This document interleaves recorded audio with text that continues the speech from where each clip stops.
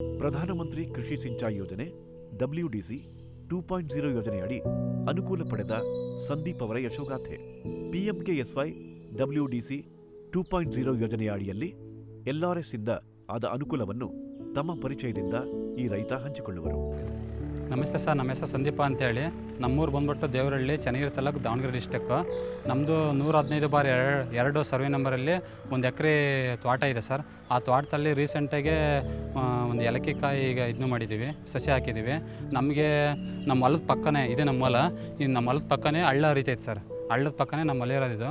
ನಮಗೆ ಹಳ್ಳಿರೋದ್ರಿಂದ plus point ಐತೆ ಮತ್ತು ಮೈನಸ್ ಪಾಯಿಂಟ್ ಇದೆ ಸರ್. ಯಾಕೆ ಪ್ಲಸ್ ಪಾಯಿಂಟು ಅಂದರೆ ಸರ್, ನಮ್ಗೆ ವರ್ಷ ಮಳೆ ಬಂದು ಹರಿಯೋದ್ರಿಂದ ಬೋರ್ವೆಲ್ ರೀಚಾರ್ಜ್ ಆಗುತ್ತೆ ಸರ್. ಒಂದು ಮೈನಸ್ ಪಾಯಿಂಟ್ ಏನಂದರೆ ಸರ್, ನಮ್ಮ ಹಳ್ಳ ಬಂತು ಅಂತ ಏರಿ ದಿಂಡೆಲ್ಲ ಹೊಡಿತದೆ ಸರ್.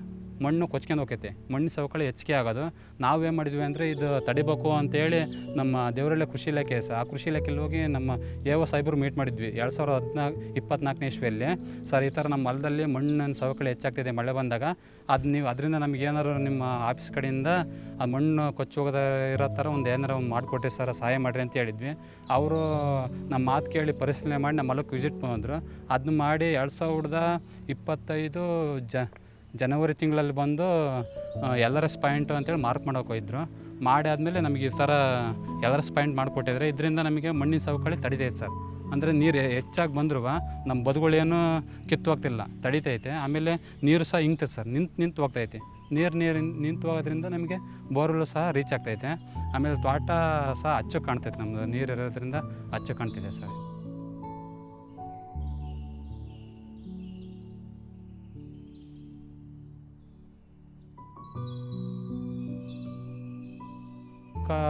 ಸುಮಾರು ಸರ್, ಈ ಹಳ್ಳ ಬಂದ್ಬಿಟ್ಟು ಭಾಳ ದೂರ ಇದೆ ಸರ್. ಇದೊಂದು 1 ಕಿಲೋಮೀಟ್ರ್ 2 ಕಿಲೋಮೀಟ್ರ್ ತನಕ ಐತೆ ಹಳ್ಳಿದು.